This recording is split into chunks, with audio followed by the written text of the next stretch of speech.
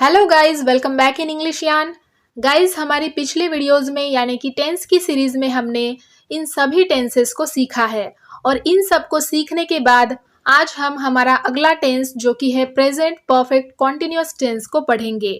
तो इस वीडियो को बिना स्किप किए अंत तक जरूर देखें ताकि इस टेंस को समझने में आपको किसी भी तरह की आगे चलकर दिक्कत ना हो। तो guys, present perfect continuous tense इसे हिंदी में कहा जाता है पूर्ण चालू वर्तमान काल। कोई क्रिया जो भूतकाल में शुरू हुई और वर्तमान काल में भी शुरू है, ये दिखाने के लिए इस काल का यूज हम करते हैं। ओके, अभी समझो। फॉर एग्जाम्पल, रोहन 2018 से संगीत सीख रहा है। ठीक है, रोहन ने 2018 में संगीत सीखना शुरू किया और रोहन अब भी 2023 में भी संगीत सीख ही रहा है। यानी कि रोहन का संगीत सीखना 2018 में यानी कि पास्ट में शुरू हुआ था और अब भी 2023 में भी वह क्रिया कंटिन्यू है, चालू ही है।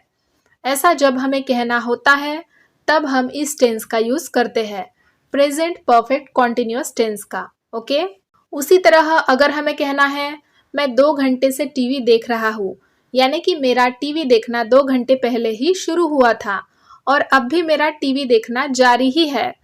इस तरह इस टेंस में हमें टाइम का यानी कि समय का पता चलता है, जैसे कि 2018 से या 2020 से या 2 घंटे से, इस तरह से। तो यहाँ पर देखिए, 2018 से या 2 घंटे से, यहाँ पर एक वर्ड यूज हुआ है से। तो से के लिए हम इस टेंस में अंग्रेजी में 2 वर्ड यूज करेंगे, वो है सिंस और फॉर। ओके, तो इस टेंस में हमें हैव बीन, हैज बीन और सिंस और फॉर इन चीजों को समझ लेना है। ओके, तो चलिए अब प्रेजेंट परफेक्ट कॉन्टिन्यूअस टेंस के पॉजिटिव और अफर्मेटिव सेंटेंसेस को बनाना सीखते हैं। तो गाइस, पॉजिटिव यानी कि अफर्मेटिव सेंटेंसेस बनाते वक्त हमें सबसे पहले इस स्ट्रक्चर में सब्जेक्ट को यूज करना होता है। उसके बाद हैव बीन या हैज बीन यूज होगा, फिर वी प्लस आईएनजी यानी कि वर्ब की आईएनजी फॉर्म आएगी, उसके बाद ऑब्जेक्ट आएगा, फिर फॉर या सिंस आएगा सेंटेंस के अकॉर्डिंग और लास्ट में टाइम आएगा। ओके, अब गाइज हम ये जानेंगे कि हैव बीन और हैज बीन इन्हें हमें कब और किसके साथ यूज करना है। तो गाइज, आई, वी, यू, दे या प्लूरल नेम्स होंगे, जैसे कि सीता गीता, राम श्याम, ऐसे दोनों नाम एक साथ जुड़े होंगे तो तब हम हैव बीन को यूज करेंगे।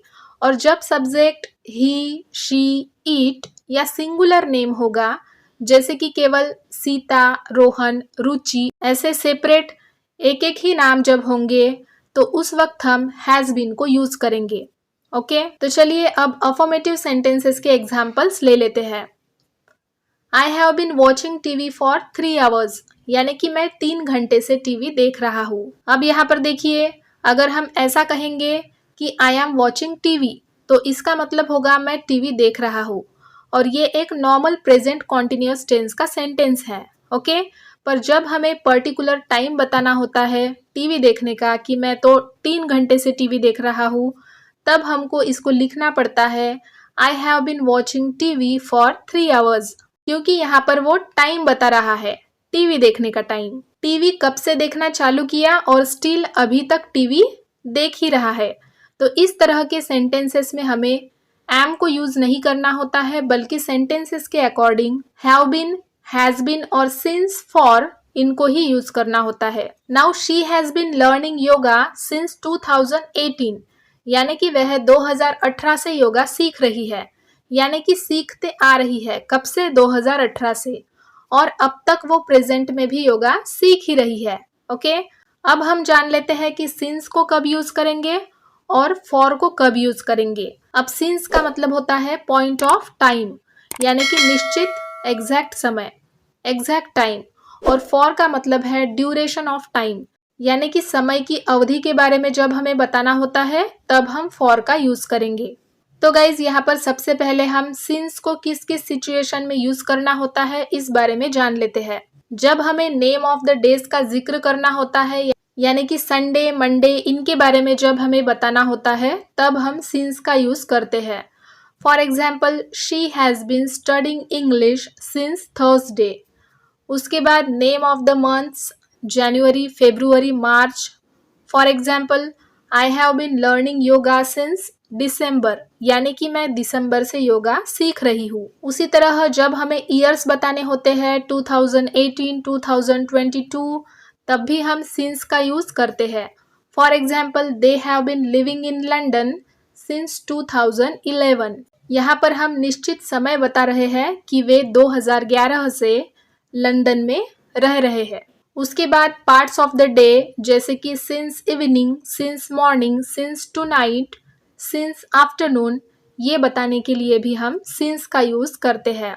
आई have been practising dance since morning, यानी कि मैं सुबह से डांस की प्रैक्टिस कर रहा हूँ या कर रही हूँ। उसके बाद क्लॉक यानी कि समय, जैसे कि हमें समय को AM PM में बताना होता है, तब भी हम सिंस का यूज करते हैं। For example, I have been waiting for train since 5 AM और सिंस 5 o'clock, यानी कि मैं सुबह 5 बजे से ट्रेन की राह देख रही हूँ। उसके बाद अगर हमें कहना है last month, last week, last year, तो इनके लिए भी हम सिंस का यूज करते हैं।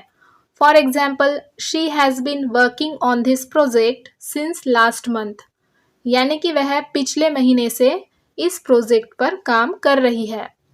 उसके बाद name of the seasons, since winter, since summer, since monsoon, इस तरह से इनके लिए भी हम सिंस का यूज करते हैं। उसके बाद नेम ऑफ द फेस्टिवल्स, त्योहारों के लिए भी सिंस का यूज होता है। सिंस दिवाली, सिंस दशहरा, इस तरह से इन सब सिचुएशंस में हम सिंस का यूज करते हैं। ओके, तो ये हो गए सिंस के यूजेस। अब हम ये देखेंगे कि फॉर को कब, कहाँ और किसके साथ यूज किया जाता है। गाइस, फॉर को याद रखना काफी आसान है। तो जहां पर काउंटिंग्स होती है, यानी कि नंबर्स आते हैं 1 2 3 इस तरह से, वहां पर हमें फॉर को यूज करना है। यानी कि संडे मंडे के जगह अगर हमें कहना है कि 2 दिन से या 4 दिन से, तो हम इसे कहेंगे फॉर 2 days या फॉर 4 days। तो अब देखिए यहाँ नंबर्स आए हैं 4, 2 इस तरह से, इसीलिए इनके साथ हम फॉर को यूज करेंगे। For example, he has been studying English for 3 days, यानी कि वह 3 दिन से अंग्रेजी सीख रहा है। ओके, उसके बाद नेम ऑफ द मंथ्स, जनवरी फरवरी के जगह अगर हमें कहना है 2 months, 6 months, तो इस सिचुएशन में भी फॉर का यूज होता है।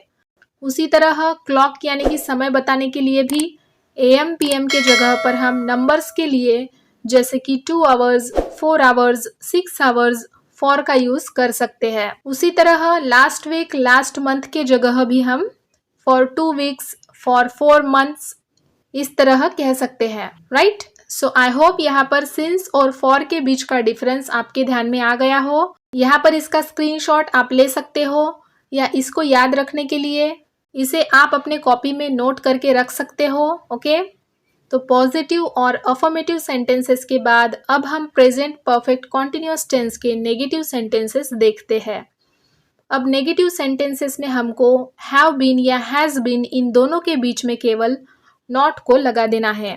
ओके, तो यहाँ पर प्रेजेंट परफेक्ट कॉन्टिन्यूअस टेंस के नेगेटिव सेंटेंसेस को बनाने का हमारा स्ट्रक्चर होगा सब्जेक्ट प्लस हैज़ हैव, उसके बाद आएगा नॉट, फिर बीन आएगा, उसके बाद वर्ब प्लस ING, फिर आएगा ऑब्जेक्ट, उसके बाद सिंस या फॉर आएगा, और फिर लास्ट में हम टाइम को यूज करेंगे। Okay, for example, I have not been playing since morning, यानी कि मैं सुबह से नहीं खेल रहा हूँ। Next, she has not been studying for 3 hours, वह 3 घंटे से पढ़ाई नहीं कर रही है। ओके, अब यहाँ पर हम हैव नॉट के जगह हैवंट और हैज़ नॉट के जगह हैजंट, ये इनके कॉन्ट्रैक्शन फॉर्म भी यूज कर सकते हैं।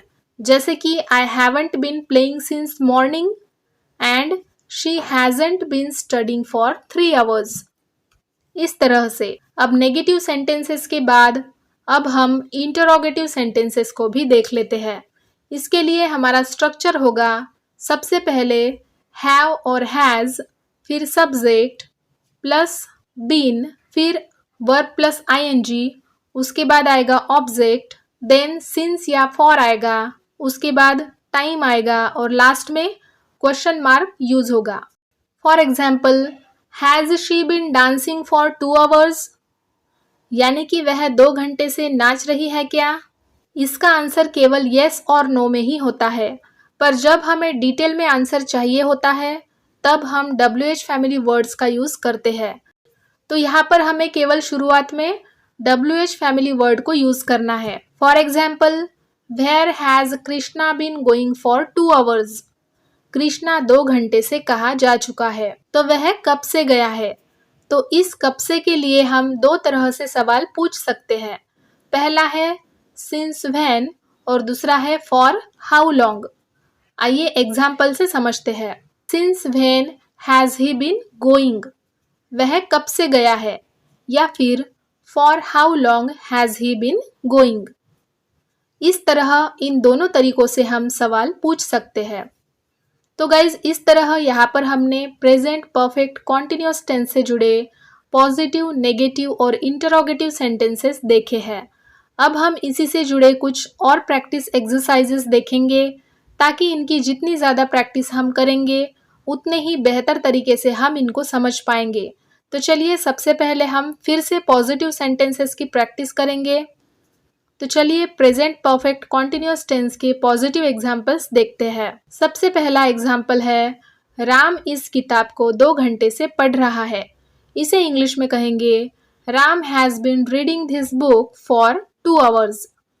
Ram has been reading this book for 2 hours. Next, लड़की सुबह से सो रही है। The girl has been sleeping since morning. The girl has been sleeping since morning. Next, वह इस घर में जनवरी से रह रहा है। वह इस घर में जनवरी से रह रहा है। He has been living in this house since January. He has been living in this house since January. Next, हम इस विभाग में 2 महीनों से काम कर रहे हैं। इसे कहेंगे, We have been working in this department for 2 months. We have been working in this department for 2 months. फिर है, मैं सुबह 5 बजे से कपड़े धो रहा हूँ। इसे कैसे कहेंगे? I have been washing clothes since 5 in the morning. I have been washing clothes since 5 in the morning. यानी कि मैं सुबह 5 बजे से कपड़े धो रहा हूँ। ओके, तो ये थे गाइस पॉजिटिव सेंटेंसेस। अब हम कुछ नेगेटिव सेंटेंसेस भी देख लेते हैं। नेगेटिव सेंटेंस का फर्स्ट एग्जाम्पल है, वह 2 दिन से नहीं पढ़ रही है। वह 2 दिन से नहीं पढ़ रही है। इसे कैसे कहेंगे? She has not been reading for 2 days. She has not been reading for 2 days. Next, Ishan मुझे 3 साल से नहीं पढ़ा रहा है। Ishan has not been teaching me for 2 years. Ishan has not been teaching me for 2 years. Next, मुझे मंगलवार से बुखार नहीं आ रहा है। मुझे मंगलवार से बुखार नहीं आ रहा है। I have not been suffering from fever since Tuesday. I have not been suffering from fever since Tuesday. Okay, तो इस तरह से ये थे कुछ नेगेटिव सेंटेंसेस। अब हम कुछ इंटरोगेटिव सेंटेंसेस की भी प्रैक्टिस कर लेते हैं।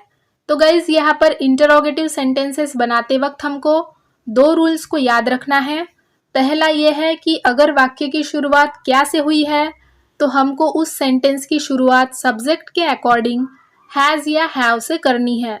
और हमारा रूल नंबर 2 है, अगर सेंटेंस के बीच में कहीं पर भी कब, कहाँ, कैसे, कौन ऐसे प्रश्नवाचक शब्द आते हो तो सबसे पहले हमको इनकी अंग्रेजी यानी कि WH family word who, where, how, when इनसे सेंटेंस की शुरुआत करनी है।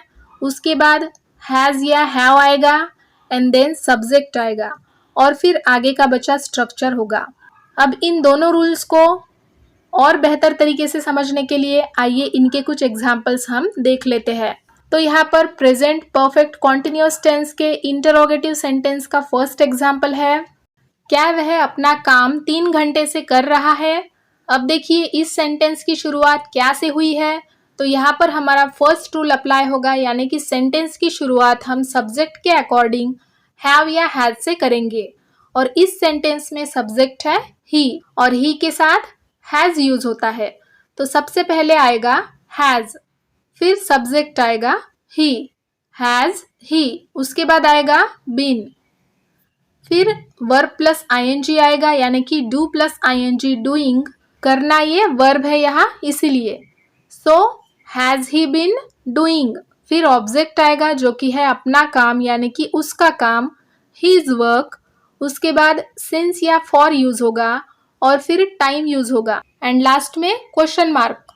तो ये सेंटेंस बनेगा has he been doing his work for 3 hours, क्या वह अपना काम 3 घंटे से कर रहा है। Has he been doing his work for 3 hours. Next, इसी तरह का एक और एग्जाम्पल लेते हैं, क्या वे मेरी सहायता कई सालों से कर रहे हैं। अब यहाँ पर भी सेंटेंस की शुरुआत क्या से हुई है, तो ये सेंटेंस बनेगा have they been helping me for many years, have they been helping me for many years. Next is, क्या मैं सुबह से अपनी किताब नहीं पढ़ रहा हूँ। अब ये एक नेगेटिव सेंटेंस है तो ये सेंटेंस बनेगा have I not been reading my book since morning, have I not been reading my book since morning, क्या मैं सुबह से अपनी किताब नहीं पढ़ रहा हूँ। नेक्स्ट इज, तुम 2 दिनों से यहाँ क्या कर रहे हो। अब देखिए गाइज, इस सेंटेंस के बीच में WH फैमिली वर्ड यूज हुआ है क्या, तो यहाँ पर हमारा सेकंड रूल अप्लाई होगा यानी कि क्या की अंग्रेजी होती है व्हाट, तो व्हाट सबसे पहले आएगा, उसके बाद हैव आएगा क्योंकि यहाँ सब्जेक्ट है तुम यानी कि you, so what have you, फिर बीन आएगा, उसके बाद वर्ब प्लस आईएनजी जो कि है doing, what have you doing here, यहाँ क्या कर रहे हो 2 दिनों से, तो यहाँ के लिए हियर आएगा राइट, फिर फॉर आएगा, उसके बाद 2 दिनों से यानी कि फॉर 2 डेज। ओके, तो ये सेंटेंस कैसे बनेगा, what have you been doing here for 2 days, यानी कि तुम 2 दिनों से यहाँ क्या कर रहे हो। ओके, क्लियर है। अब इसी तरह के कुछ और एग्जाम्पल्स लेते हैं, तुम्हारा शाम से कौन इंतजार कर रहा है। अब यहाँ पर भी आप देख सकते हो बीच में WH फैमिली वर्ड यूज हुआ है कौन यानी हु, तो हु सेंटेंस के स्टार्टिंग में यूज होगा, तो ये सेंटेंस बनेगा who has been waiting for you since evening, who has been waiting for you since evening, यानी कि तुम्हारा शाम से कौन इंतजार कर रहा है। ओके, नेक्स्ट, सोमवार से टीचर कौन सी किताब पढ़ा रहे हैं। अब कौन सी यानी कि विच और किताब यानी कि book, so which book has the teacher been teaching since Monday. Okay, so which book has the teacher been teaching since Monday, सोमवार से टीचर कौन सी किताब पढ़ा रहे हैं। नेक्स्ट, इस मकान में 2 साल से कितने लड़के रह रहे हैं। ओके, सो कितने लड़के यानी कि how many boys, how many boys, how many boys have been living in this house for 2 years, how many boys have been living in this house for 2 years, and then last में आएगा question mark. यहाँ पर सवाल पूछा जा रहा है कि इस मकान में 2 साल से कितने लड़के रह रहे हैं। ओके, सो गाइज, यहाँ पर हमने काफ़ी इजी तरीके से और काफ़ी डिटेल में प्रेजेंट परफेक्ट कॉन्टिन्यूअस टेंस को एक्सप्लेन किया है। सो गाइज, आई होप ये जानकारी आपको पसंद आई हो। गाइज, इसी तरह हम टेंस के 12 टाइप्स को काफ़ी इजी तरीके से हमारे टेंस की सीरीज में कवर करने वाले हैं। तो फ्रेंड्स, इसी तरह की इजी इंग्लिश लर्निंग वीडियोस को पाने के लिए हमारे इस चैनल को सब्सक्राइब ज़रूर कर ले ताकि हमारी आने वाली हर नई वीडियो की नोटिफिकेशन आप लोगों तक टाइम पर पहुंच सके। उसी तरह गाइज, आपके कुछ डाउट्स एंड क्वेरीज होंगे तो आप हमें उसे कमेंट बॉक्स में लिखकर पूछ सकते हो, हम आपकी सहायता करने की पूरी कोशिश करेंगे। तो फ्रेंड्स, आज के लिए बस इतना ही। मैं फिर मिलती हूँ आपसे एक नया टॉपिक आप सब लोगों के लिए लेकर। तब तक keep learning, keep practising, keep sharing, keep watching English yarn, stay connected. Thank you so much for watching this video guys. Bye bye and take care.